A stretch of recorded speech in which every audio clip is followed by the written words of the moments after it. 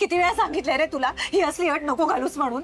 मुळात तुझं लग्न आणि माझं लग्न या दोन वेगळ्या गोष्टी आहेत, त्यांचा काय संबंध आहे एकमेकांशी? अरे तुझ्या समोर आता लग्नासाठी एक मुलगी आहे ना, माझ्या समोर आता कोणी मुलगा आहे सांग ना? आहे नाहीये? कधी येणार आहे माहित नाही, येणार आहे का नाही अजिबात माहित नाही, आणि त्याची शक्यता किती आहे तर आता या क्षणी तरी 0%। मग असं असताना तू तुझं लग्न माझ्या लग्न का अवलंबून ठेवतोयस?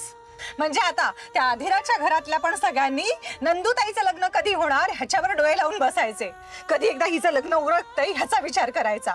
बरं आम्हाला सगळ्यांना तुझ्या लग्नाची घाई आहे ना, पण म्हणून आता अधीराच्या पिंट्या दादाने रोहनच्या नंदूताईचं लग्न लावून देण्याचा पण करायचा। अर्थ आहे याला काही? ताई सॉरी, पण मी त्यांना नव्हतो म्हणालो तुझ्या लग्नाची जबाबदारी घ्यायला। मी फक्त माझ्या लग्नाचा स्टँड क्लिअर केला।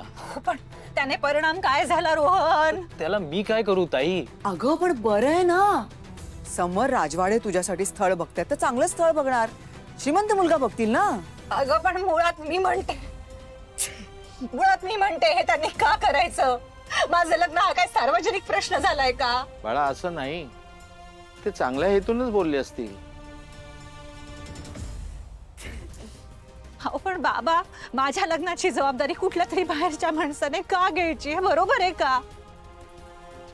अगं मग मी घेतो ना ती जबाबदारी, मी शोधून आणतो तुझ्यासाठी स्थळ। पण मी लग्नाचा विषय काढला की तुला बॅकफुटवर जायचं असतं। तू तुझ्या लग्नाचा विचार कर, माझं लग्न माझं आयुष्याचा विचार तू नको करूस, कळलं? असं कसं नको करू मी ताई तुझा विचार? मी जन्माला आल्यापासून तू नाही केलायस का माझा विचार ताई?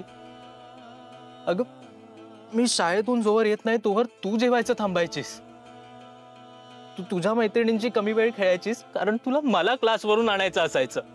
मी कॉलेजला गेल्यावर माझ्या स्पोर्ट्स ऍक्टिव्हिटीज रात्री 11-12 वाजता संपायच्या, तेव्हा घरी आल्यावर ना हे सगळे झोपलेले असायचे, तू एकटीच जागी असायचीस। आपल्या भावाला गरम जेवण मिळावं म्हणून रात्री अपरात्री मला गरम पोळ्या करून वाढायचीस। तुला दुसऱ्या दिवशी पहाटे लवकर उठून जायचं असलं तरी सुद्धा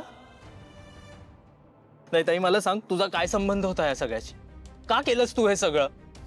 तेव्हा नाही वाटलं का तुला की तुझं आयुष्य आणि माझं आयुष्य वेगळं आहे? मग आता कसा विचार करू मी असा?